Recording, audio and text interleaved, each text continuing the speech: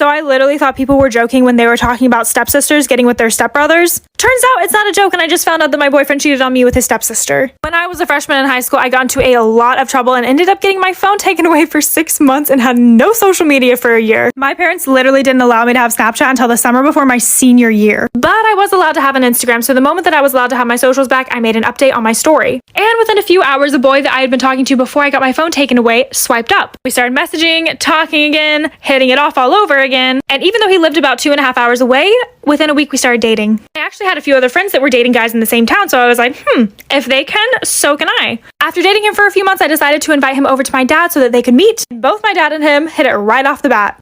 Chef's kiss. Also, we can call this guy Darren. I noticed that he was super weird with his phone and he would put it in his pocket anytime I was near. I asked him what that was about and he was like, well, I just don't want to be on my phone. It seems rude. It seemed like a logical response, so I brushed it off. But the next day, a girl messaged me saying that she was dating Darren. So my boyfriend ended up cheating on me with his stepsister. And also other girls as well. So once this first girl reached out to me and said that she had been dating Darren, I blew up in his face. She explained to me that they had been dating for a few weeks, so I ended up breaking up with him. But then he was blowing up my phone and threatening to unalive himself, so I got extremely worried. And I ended up just giving in to getting back together with him. And once I got back together with him, things were pretty much a smooth ride for 6 months. It didn't seem like he was talking to any other girls, and he would come to my mom's house on one weekend and then my dad's house on the other weekend. So we were seeing each other every weekend. And it was so nice until I got a message from a different girl who also claimed that they had been dating. So again, I blew up in his face and I broke up with him. Fool me once, shame on you. Fool me twice, shame on me. And once again, the manipulator in him made a reappearance and he blew up my phone just crying, saying that he was going to end his life, and again, getting me to fall for his stupid tricks. This time I decided to go about it a different way and get all the social media passwords. I would log in and check periodically, but if you guys remember, I did not have a Snapchat. So the day that my parents allowed me to have one, I went ahead and logged into his. So a lot of people argue that you should never look through your man's phone. But like, what if you just have that gut feeling that something's going on? And even worse, what if you do open his Snapchat and see a naked girl? So I downloaded this app called Wink and made a friend that we can call Shane. And even though Shane and I got really close over the phone, he lived in another state, so we never really got to meet. But one night he was coming home drunk from a hotel with his cousin, and I was coming home from a college party, and I said his cousin, who we can call PJ, was hot AF. And so Shane was like, oh my God, let me give you this man's snap. And a few months later, PJ and I were talking. And he agreed to drive the 4 hours to come to my state just to see me. I was busy cleaning my apartment that day preparing for him to come and told him just to walk in when he gets here. So when this man came in, I kid you not, he walked in with a bouquet of flowers. And they were a dozen yellow roses, which he knew were my favorite. And after he left on Sunday, he asked if he could see me the next week, and I happily said yes. And before long, PJ and I started dating, but this happiness was soon to end. So welcome back to me finding nudes on my boyfriend's phone. I'm sorry, ex-boyfriend now. But seriously, guys, do not be love blind, because this guy literally was driving 4 hours to see me every week. He would call me on all of his breaks. All of my friends were completely won over by him. And it didn't take him long to win over my family too. And about a month in, he finally took me to meet his friends and family.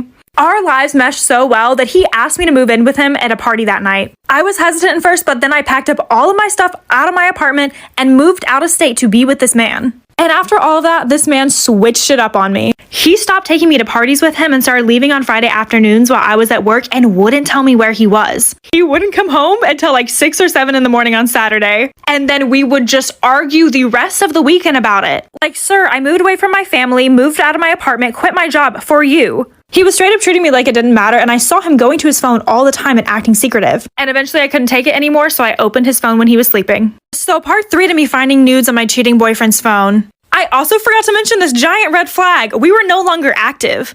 Like, this man had cut off our sex life. So when I grabbed his phone, the first Snapchat that I opened was from a girl who was touching herself. My heart stopped for a second, but I was like, okay, let me just give this man the benefit of the doubt. Maybe it's just some girl trying to be sneaky, trying to pull one over him. But then I noticed that all of the recent snaps were from girls. So I started to go through all of his conversations and realized that he was messing with every girl on his snap. Every!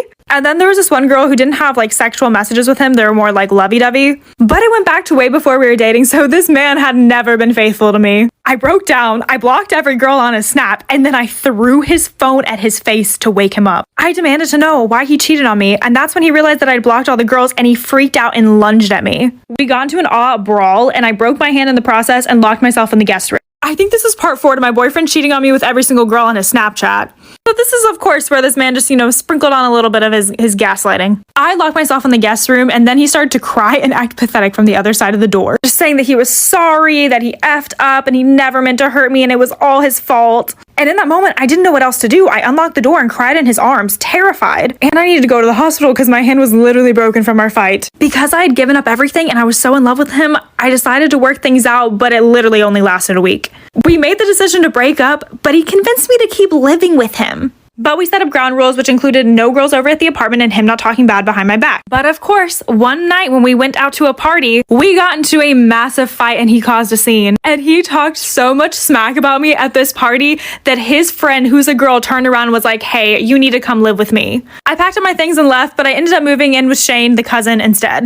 And then I got really drunk one night and slept with Shane. So, for the next part. My ex cheated on me with every single girl in his Snapchat. So you might be wondering what happened after I slept with his cousin? Well, I felt awful because then me and PJ got back together a week later. You probably want to slap me, but he was different this time. He was caring, he was gentle, but literally I was not happy anymore. Everything felt so wrong. I decided to move back home with my sister, and as soon as I did, PJ started cheating on me again. And as soon as we broke up, I found out that I was pregnant. He ghosted me and left me to figure out things on my own. So I blocked him. And sadly, about a month after finding out I was pregnant, I ended up miscarrying. And PJ ended up getting a new phone and started texting me and calling me and blowing up asking to talk. And that's when I realized he didn't even know that I had lost the baby. So I decided to end up talking to him and he tried to get me back. I was extremely confused during this time. I continued to move on and away from him, but then he started just harassing me on TikTok. He would admit to cheating on me in the comments, bragging about it. And now he has a girlfriend, so I hope someone warns her. If you have a story you'd like to share, follow me and DM me on Instagram.